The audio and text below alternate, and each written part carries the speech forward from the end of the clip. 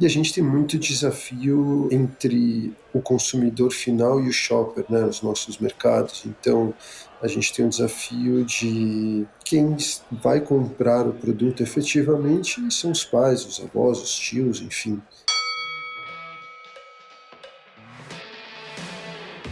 Esse é o Ring da Rock, o podcast que traz literalmente para o ringue os principais tópicos e tendências sobre marketing e performance digital. Todo mês, um novo episódio vai te dar um nocaute de conhecimento para você aprender em primeira mão com os melhores profissionais do mercado. Eu sou o Fernando Ruocco, seu host, e esse é o episódio de hoje. Oi pessoal, tudo bem? Chegamos a mais um novo episódio do Ring da Rock e hoje, no Dia das Crianças, muito especial aqui, estamos com dois convidados de alta bagagem. Então eu queria apresentar para vocês o Mário Paravisi e o Bruno Verea. O Mário, que é da Lelica e Pelica, e o Bruno, que é da Candide. E para começar, acho que nada melhor que eles se apresentarem, né? Então, gostaria que vocês se apresentassem um pouco para o público.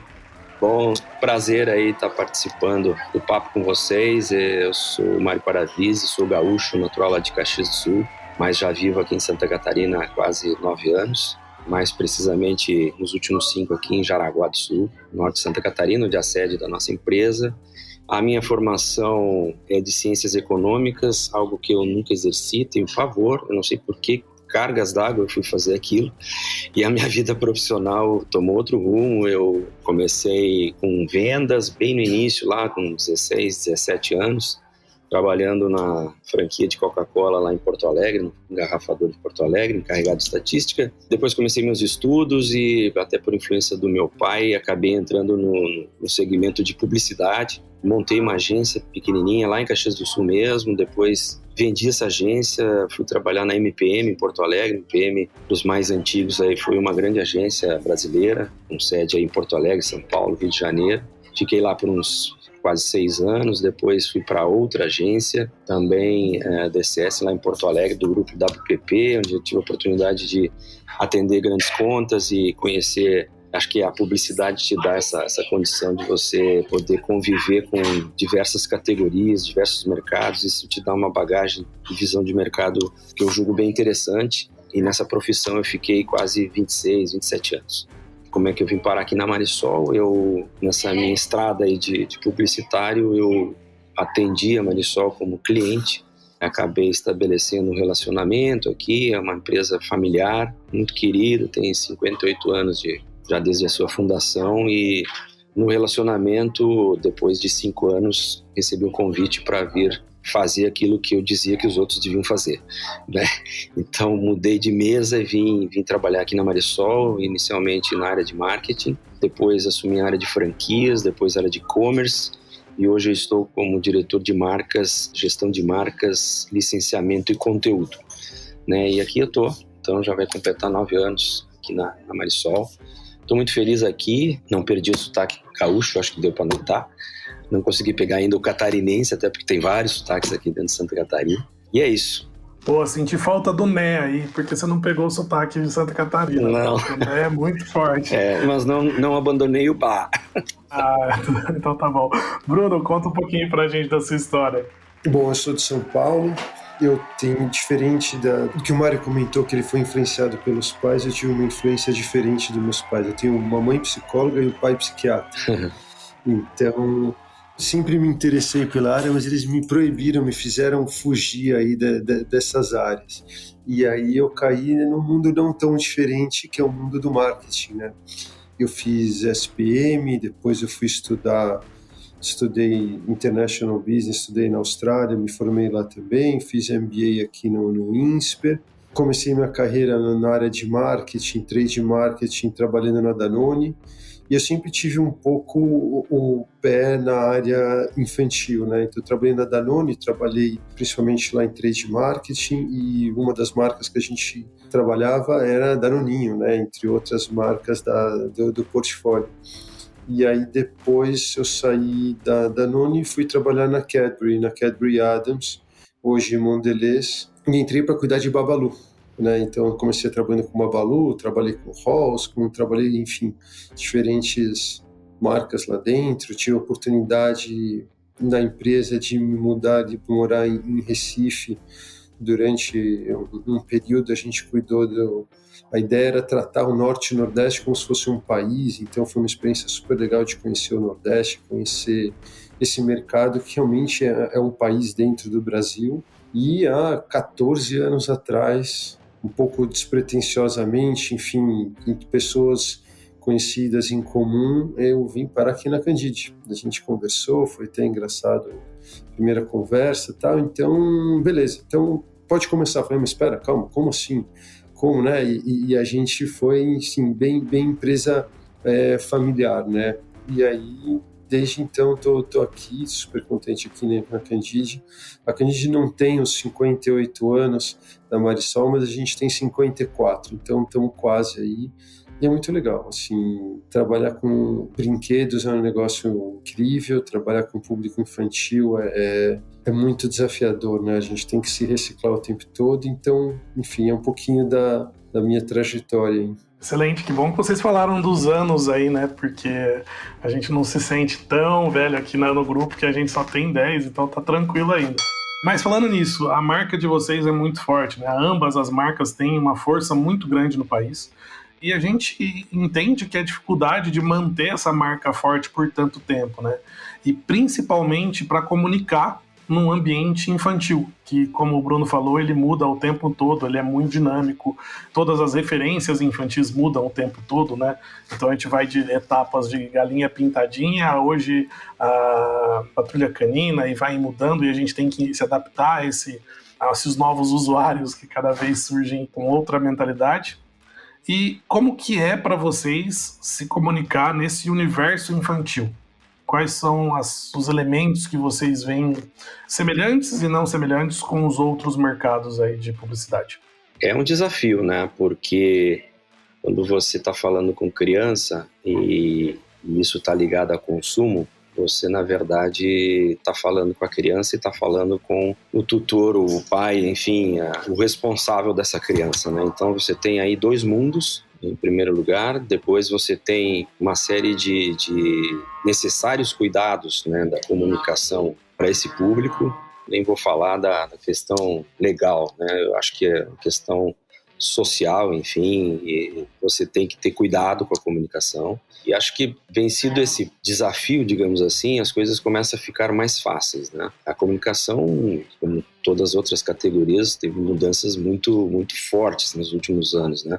No nosso segmento, né, a gente até 8, 9 anos atrás, o mundo da moda, digamos assim, da confecção, da roupa, do calçado, ele era muito, muito, quando a gente fala em comunicação, muito focado na questão visual, gráfica, né? Então, você tinha muitos títulos, né, revistas, né? O Brasil teve muitos títulos de revistas de moda, né, e a gente participava disso também de maneira bastante intensa, mas era uma comunicação de um caminho só, né? Ou seja, você não tinha a condição de ter a resposta, né, como a gente tem hoje no ambiente digital, né? E nós lá em 2006, 2007, a gente começou a reverter o processo das nossas estratégias, indo muito para o digital. Nós fomos uma das primeiras marcas do nosso segmento infantil, que abraçou o digital. Nós ainda hoje temos as maiores comunidades, tanto no Face quanto no Instagram.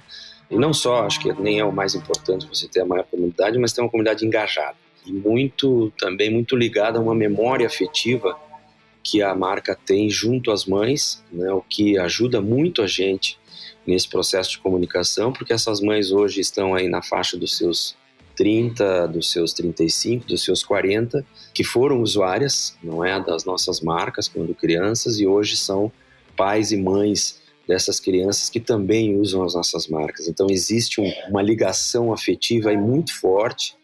E então a gente é muito feliz assim com essa identificação que esse público tem com as nossas marcas, não é? E então a gente procura, obviamente, estar sempre ligado no que está acontecendo.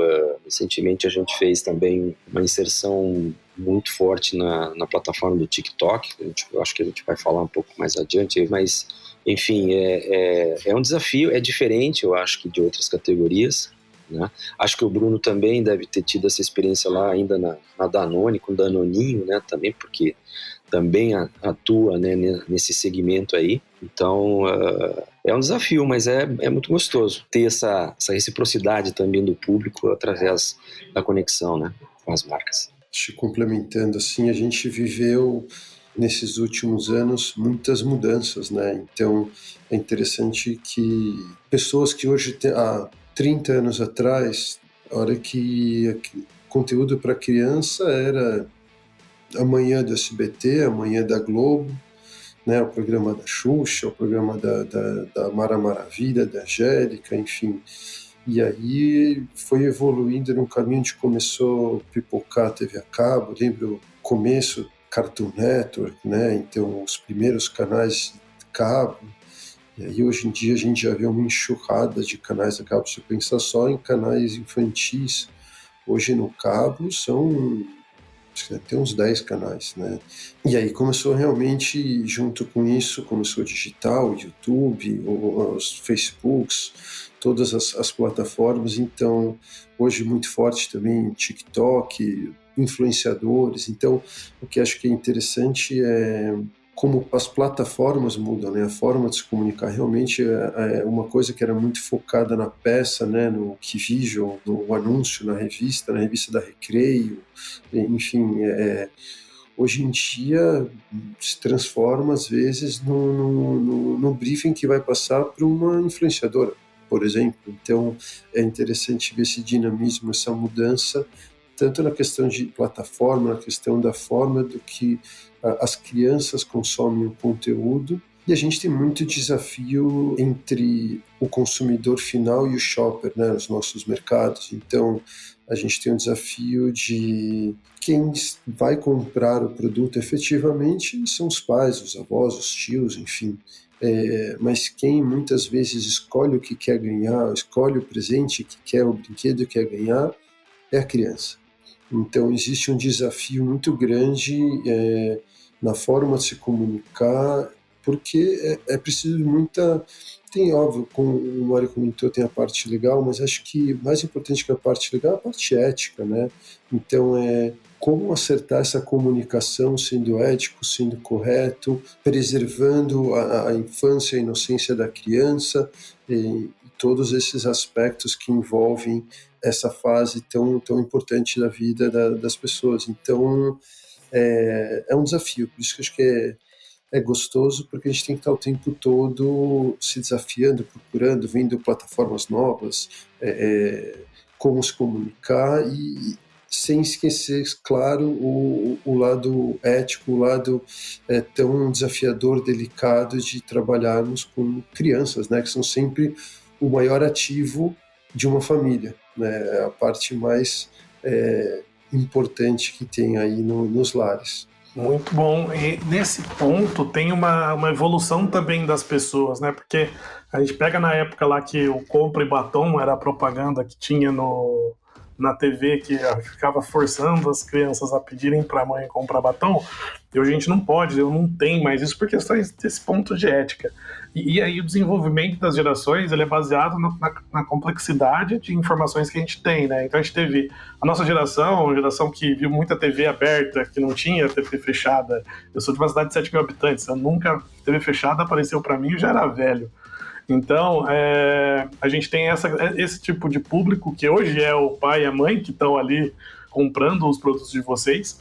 Aí a gente tem um público mais novo, que é uma geração que foi super conectada, mas não tinha... Eu tenho essa teoria que eles não tinham tanto conteúdo para absorver, ou seja, a gente tinha uma enorme quantidade de conexão, smartphones e tudo, mas ainda não se tinha totalmente produzido os conteúdos, e hoje a gente tem essa geração que é hiperconectada porque hoje existem conteúdos de todos os tipos. Então hoje eu vejo pela minha enteada aqui de 8 anos, ela é hiperconectada, ela sabe mais do que vários assuntos modernos, ela tá por dentro. E tudo isso foi possível por conta da digitalização, né? Ele é muito mais uma exclusividade do canal digital do que do canal offline, né, que a gente chama. E aí eu queria entender com vocês, como que é essa adaptação e essa personalização com criadores de conteúdo, como que vocês usam essas redes novas, mas que comunicam tão bem com os pais e com as crianças, porque eu vejo em casa a Manu, ela abre o TikTok e vê alguma coisa, ela me mostra, fala, olha que legal. Então eu consigo ter essa interação também, e como que a marca de vocês se aproveita disso para dar essa experiência para o usuário, né? Mostrar para ele o que o produto é. No nosso caso, nós tomamos uma decisão há 6 anos atrás, por conta do grande reconhecimento que a marca e o personagem têm junto a esse público, de dar vida para o personagem, né? Então, há 6 anos atrás, nós iniciamos um projeto de criar conteúdo, que até então a Lilica, no caso, que é o nosso principal asset aí, que está completando 31 anos de existência, a marca, o personagem, ela até então era um personagem inanimado que estampava as nossas roupas sem nenhum tipo de conexão com o mundo da fantasia ou do universo da criança de uma maneira mais intensa. E aí nós decidimos, então, partir para a construção de conteúdo, onde a gente criou, então, vida para a Lilica, criamos outros personagens, o que nós chamamos de um mundo Ripilica, e a gente, então, partiu para... Realmente foi um momento de quebra de paradigma, porque nós somos uma indústria, né, e a gente cospe roupa todo dia aqui, então... Cospe no bom sentido, né, obviamente, falando em termos industriais aqui, mas tem uma linha de produção que tem que sair, enfim, e aí, até por uma visão muito legal do nosso presidente aqui, que é a segunda geração da empresa, disse, não, a gente vai partir para o intangível também, vamos investir nisso, e nós acabamos criando, então, uma série animada, está na 2ª temporada agora, estamos lançando a 2ª temporada, e foi muito legal isso, porque a gente decidiu, inclusive, na construção de conteúdo, que ela não teria uma ligação com o produto, então o conteúdo, a série não fala de produto, não tem nenhuma ligação com a nossa roupa, nada, é puramente entretenimento, educação. Os pilares do conteúdo são a educação, a amizade, a inclusão, e isso tem dado um resultado muito legal para a gente, muito legal. É claro que também a gente tem que manter um projeto desse de maneira sustentável, então nós também entramos no segmento de licenciamento. Hoje a gente tem 11 categorias com produtos licenciados. Eu não tenho na Candide ainda, mas espero a partir desse contato aí da gente desenvolver o relacionamento também. Não podia deixar de aproveitar, né, Bruno? Então, assim, eu acho que as marcas que falam com o público infantil têm uma responsabilidade enorme, não é? De cuidar, de ter uma curadoria com esse conteúdo, seja ele comercial, seja ele de entretenimento, muito, muito, muito cuidado, né, com a visão da criança. As plataformas, às vezes, nos tiram um pouco esse foco, né? Então, você, de repente, quer falar na linguagem da plataforma e aquilo não é adequado, né? A gente vê... O YouTube é um desafio, você está no YouTube, né, embora tenha o YouTube Kids, mas é um desafio, você está ali no conteúdo, daqui a um pouco tem uma janela ali fazendo anúncio de algo que não é adequado, então é um desafio do dia a dia, né? É engraçado que a gente vive uma realidade, de certa forma, muito diferente por aqui, porque a Candide é um guarda-chuva para várias marcas, então... A Candide como marca, nossa ideia é sempre passar a ideia de diversão, principalmente, e assim, óbvio, para os pais passar uma segurança, passar um conforto, para saber que está comprando um produto de qualidade, está comprando um produto uma marca que se preocupa com a formação da criança, tem todos os cuidados e sabe que vai ser um produto que a criança vai curtir. Mas a gente trabalha muito forte as marcas que fazem parte desse guarda-chuva. Então, e aí a gente trabalha de 3 formas diferentes, é interessante. A gente tem desde marcas próprias que nós desenvolvemos, então a gente tem uma nossa marca de carro de rádio controle Garagem SA, que é líder de mercado. A gente tem uma marca de boneca, Dream Doll, enfim, a gente tem algumas marcas que nós criamos por aqui. A gente tem marcas que nós licenciamos. Então a gente trabalha com alguns dos principais, né? Temos sempre aí oportunidades, né, Mário? Mas a gente trabalha com alguns dos principais licenciadores do mercado. Então a gente trabalha com Mattel, com Hasbro, com Disney, com Warner, com, enfim, várias marcas nacionais e internacionais. E a gente tem também a parte de produtos que nós distribuímos de outras empresas. Então, por exemplo, lançamentos que tivemos. Então, a marca Blip, a gente traz o Master Toy Licensing, significa os principais produtos da marca Blip, da marca Bluey, para o Brasil, que são produtos que têm conteúdo, então são animações, por exemplo. Nesses casos são animações, mas a gente trabalha, por exemplo, com outros produtos que nasceram sendo produtos, por exemplo, o LOL Surprise. A gente, lá em 2016, quando a gente viu a marca, 2017, começamos a trazer o produto. O Surprise era uma bolota, né? Mais um produto que a gente viu num showroom na China, ali em Hong Kong, numa feira, e acabou se tornando um fenômeno, enfim, todo um programa de licenciamento por trás, maior marca do mercado durante muitos anos, enfim. Então, são essas 3 formas diferentes de produto que a gente trabalha: os nossos, marcas nossas, marcas licenciadas e produtos que a gente distribui de outras empresas globais no mercado. Então, é muito desafiador porque são diferentes públicos que a gente está falando, são diferentes comunicações. A gente tem conteúdo, por exemplo, publicitário, que a gente desenvolve por aqui, tem conteúdo que a gente brinca que não é que a gente nacionaliza, a gente tropicaliza, né? Porque não adianta só traduzir, pegar o conteúdo e fazer exatamente a mesma coisa em português, porque muitas vezes não dá certo. Então a gente aproveita a gente tropicaliza eles aqui, e é bastante desafiador, né? Porque hoje é uma linha que a gente está trabalhando e está dando super foco. Amanhã essa marca sumiu, não faz mais sentido para o contexto, para o consumidor, ou no caso, sei lá, a empresa que desenvolve o produto, por algum motivo, sei lá, no mercado americano, europeu não funcionou, não desenvolve mais produto, pode ter ido super bem no Brasil, mas se a empresa vai mal em outros mercados, para de se fazer um trabalho no Brasil. Então é muito desafiador, por isso que a ideia é sempre trabalhar com diferentes empresas, a gente investir em diferentes produtos, diluir aí o nosso risco, diluir todo o trabalho que a gente faz para não concentrar demais, porque tudo muda muito rápido, principalmente na hora que a gente fala com criança, as coisas mudam totalmente num período que a gente piscou, mudou. Excelente, a gente vê uma diferença grande, né? Se a gente for comparar essa criação de conteúdos de vocês, que é, no caso da Marisol, um conteúdo de consistência, né? Que tá ali e vai continuar ali, porque é uma marca registrada, e esse conteúdo faz muito sentido. E até parabenizar por ter tomado a iniciativa de fazer isso tão cedo, né?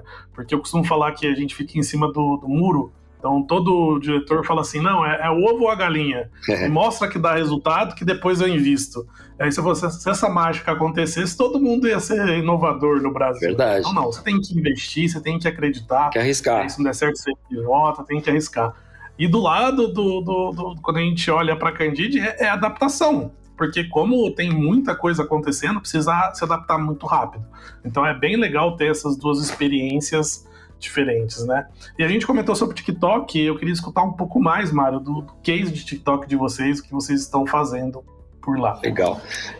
Como eu falei no início, né, a gente sempre está buscando estar ao espírito da época, né? Seja ele em questão de conteúdo, seja em questão de plataforma. E o TikTok hoje é a plataforma realmente que atropelou todas as outras, né? O Brasil tem uma característica própria, que é de conexão absurdamente intensa, né, com todas as plataformas. O Brasil é um dos países mais conectados do mundo. É incongruente isso, né, mas é a realidade, né? E o TikTok veio também com uma proposta de muito entretenimento, diferente um pouco do Instagram, que tem um pouco mais de conteúdo e tal. Agora o TikTok também quer buscar um pouquinho mais de conteúdo, mas a base é de entretenimento. A gente tem um histórico musical para a marca muito forte do passado. Nós tivemos um jingle aí, a gente foi renovando esse jingle com os criadores por quase 10 anos, porque a gente saía e a criançada, eu quero ouvir de novo. Então a gente foi renovando, o que não é muito comum, mas ficamos com um jingle Lili Cacá. As crianças, se eu começar a cantar aqui, se tiver criança ouvindo, eles vão lembrar. E a gente chegou numa época, disse, não, precisa renovar isso, vamos fazer algo novo em uma plataforma nova, né? E aí não estou falando do conteúdo do Mundo Pelica, sim, estou falando da marca mesmo. E aí a gente desenvolveu um projeto muito bacana com o TikTok. Ele é bem recente, nós lançamos faz pouco mais de 15 dias. na plataforma. Nós fomos buscar um time para formar esse projeto que tivesse muita consistência e propriedade para criar o conteúdo. Então, a gente buscou o Rick Bonadio, que é um produtor musical aí, que, super conhecido aí do ramo musical, lançou Mamonas Assassinas e tal, que entendeu rapidamente o espírito que a gente queria para a música. Buscamos a Kelly Key para cantar também, que tem uma conexão de conteúdo com as crianças muito forte hoje, não é? E criamos um desafio, né? Um desafio dentro, obviamente, da característica do próprio TikTok, que é da dança, né? E o desafio Lilica Ripilica, né? A hashtag desafio Lilica Ripilica, propondo, né? Sugerindo para as crianças, então, a partir do filme que nós fizemos, né? Onde tinha a dança e a música, que elas então reproduzissem o desafio, né? E hoje a gente passa já de mais de 3 milhões de views com essa hashtag, né? O que é um resultado absurdo, né? Porque se a gente pegar um paralelismo com o YouTube, nesse período de tempo a gente não teria o mesmo resultado, embora a gente esteja lá na plataforma também. Então, super legal, assim, é divertido. A gente procurou a coreografia também da Gabi, que faz a dança dos famosos aí na Globo, para que fosse uma dança infantil, né, que não houvesse nenhum tipo de conotação que não fosse adequada para esse público, né? Então, quem buscar lá no TikTok Desafio Lilica Ripilica vai ver um monte de crianças lá reproduzindo a dança de maneira super divertida, né? Então, eu reputo assim como um dos projetos muito, muito exitosos aqui da companhia, né? Conectado aí com o nosso público. Tá muito legal o projeto. Eu digo está porque está muito no início aí. Muito bom. E pensando nisso, né, a gente tem que diversificar os canais, né? Isso funcionou agora no TikTok, mas vai ter outras coisas que vão funcionar na TV aberta. Não tenha dúvida. Não tenha dúvida. Na TV paga. E eu queria entender, principalmente do Bruno, que tem essa necessidade de diversificar, porque são muitos nichos, né? Muitas pessoas diferentes e fases diferentes da vida que tem que comunicar. Como que vocês fazem o estudo desses canais e como que vocês dividem essa estratégia de comunicação hoje dentro da Candide? É um desafio, né? É sempre um desafio e a gente trabalha com algumas frentes. Então, o que a gente sempre faz por mais que a gente entenda que o consumidor brasileiro é muito diferente do consumidor americano, europeu, australiano, enfim, a gente sempre tenta aprender, uma marca que já foi lançada fora, o que foi feito fora, o que funcionou, o benchmark que a gente tem de fora. E a gente tem, então, também trata essa informação, não que o que funcionou fora vai funcionar aqui, mas acho que é uma informação importante para a gente. Depois a gente tem uma série de pesquisas que a gente contrata.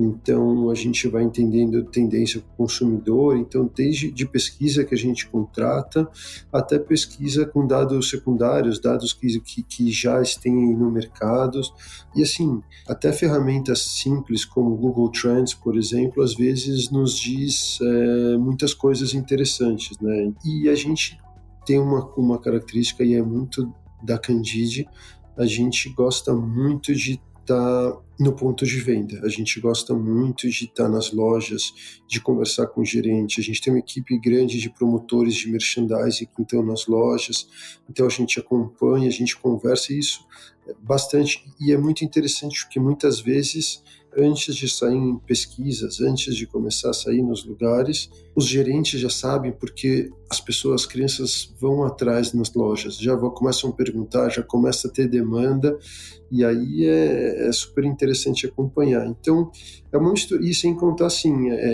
eu tenho um laboratório em casa, né? Tenho 3 filhos, então eu tenho diferentes faixas etárias aí que a gente vai acompanhando, tenho os amiguinhos, e assim, eu me divirto, né? Porque tem criança em casa, eu começo já a puxar papo, bato papo de qual a licença, de brinquedo, o que gosta de assistir, e a gente vai aprendendo junto com as crianças. É um pouco por aí, é desafiador, porque mesmo pesquisa para criança é algo bastante, vamos usar um termo aí, honesto, para que institutos de pesquisa não fiquem chateados com a gente, mas é algo complexo, né? Dificilmente a gente consegue, não é que nem um adulto que você fala o que você gosta mais, que nota você dá. A criança, é muito difícil extrair isso da criança. Então acho que entender o que funciona em outros mercados, sentir a demanda, sentir dados, sentir o que está funcionando, é muito importante. Acho que é uma mistura de tudo isso que vai fazer com que a gente comece a entender um pouquinho esse consumidor. Mas, assim, no momento que você entende ele já mudou, você precisa entender ele de novo. Então, esse é o nosso desafio. Excelente, você me deu uma ideia agora. Eu acho que eu vou começar a monetizar os feedbacks da Manu aqui, porque ela adora dar feedback. A gente vai no restaurante, ela quer apertar o botãozinho de se foi bom, se foi ruim, e ela é muito crítica, de vez em quando eu nem deixo, porque ela vai enviesar a pesquisa das pessoas.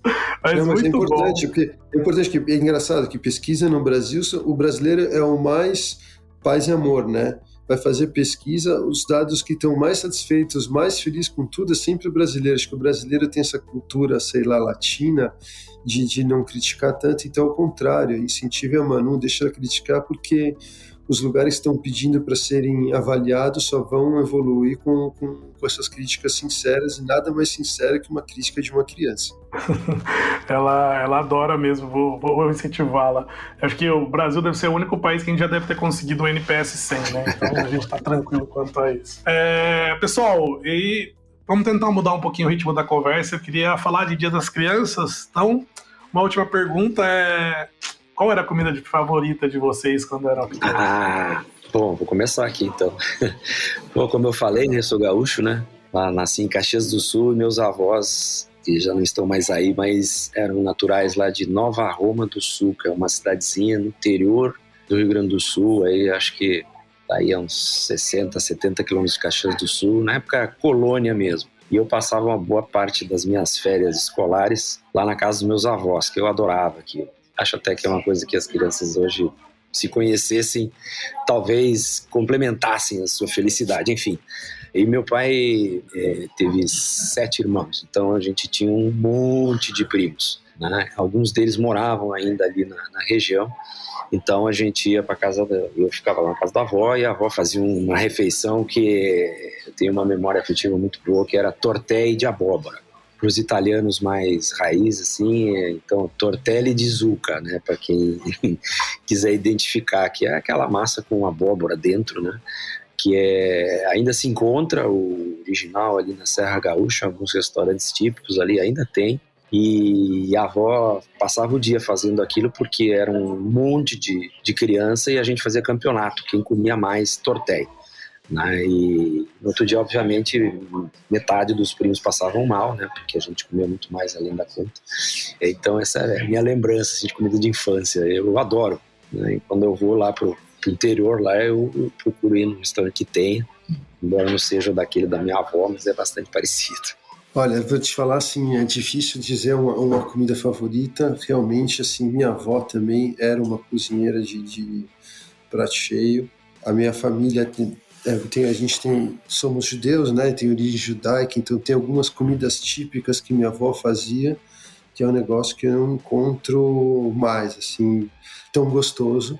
Concordo totalmente com o Mário da importância desse passar férias, passar mais esses contatos mais próximos com os avós, como isso é importante avós e primos, né? Acho que é super importante esses contatos. Pé no chão, enfim.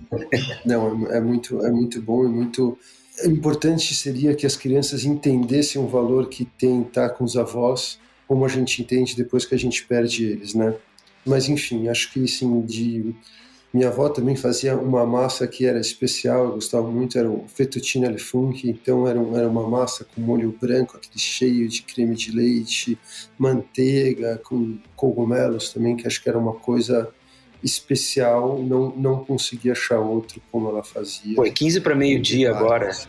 É duro, né? 15 para meio-dia, a gente tá falando de fettuccine, de tortelli. A lista é grande, começar a falar de latkes, né? Com bolinho de batata, enfim. Aí a lista é grande, mas acho que esse prato tem uma memória afetiva muito presente. Eu vou falar que o meu era bobó de camarão, mas eu morava muito longe da praia, então a gente comia tipo uma vez por ano e olha lá. Naquela época o translado era um pouco complicado ainda.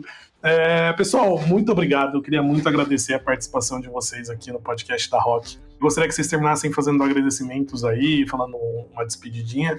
Então, muito obrigado. Eu agradeço demais, Mário. Eu agradeço demais, Bruno. Contem com a Rock sempre aí nessa parte de digital. E, por favor, finalizem com os ouvintes. Super legal, muito feliz de poder participar. Muito rápido, hein? Foi muito rápido, mas é sempre bom trocar, ouvir, compartilhar, né? E aprender também aí as experiências de outras marcas, outras companhias, né? Enfim, eu estou à disposição. A gente tem um trabalho muito dedicado ao mundo da infância e a gente vai estar sempre à disposição aí para compartilhar com vocês o que a gente pensa, o que a gente acredita, as nossas crenças, poder compartilhar com toda a sociedade aí. Muito legal. Bom, queria agradecer aí todo o time Rock, Fernando, Sabrina, aí, agradecer a todo mundo, acho que muito legal a iniciativa. Essas trocas são super bacanas para nós e espero que quem escute está nos ouvindo aí também tenha aproveitado, esteja curtindo. Eu queria agradecer aí o Mário por todas as histórias, aí tudo que compartilhou, muito interessante também.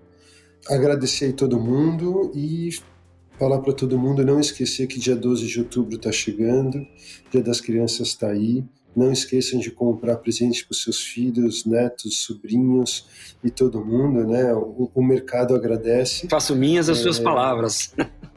Não é? Fundamental. Sem dúvida, fundamental. E estamos aí, a gente está começando essa parceria com a Rock, não tem nem 3 meses, e a gente está gostando bastante do trabalho, a gente está com expectativas super grandes para o trabalho, a gente já está colhendo os frutos bacanas, então vamos em frente aí, time Rock. Obrigado a todo mundo que está ouvindo aí, que teve paciência para nos ouvir, chegou até o final aí desse podcast. É isso. Que isso. E, Mário, não é rápido, não. É que passa rápido quando é bom. Então, passa rápido, é verdade. Queria agradecer muito o papo com vocês. Muito obrigado e a gente se vê no próximo episódio. Obrigado, pessoal. Beleza, um abraço. Tchau, tchau. Valeu, obrigado. Abraço, tchau. Esse foi mais um episódio do Ringue da Rock. Conhece alguém que iria gostar do round de hoje? Então, não deixe de compartilhar esse e os vários outros episódios. Até o próximo.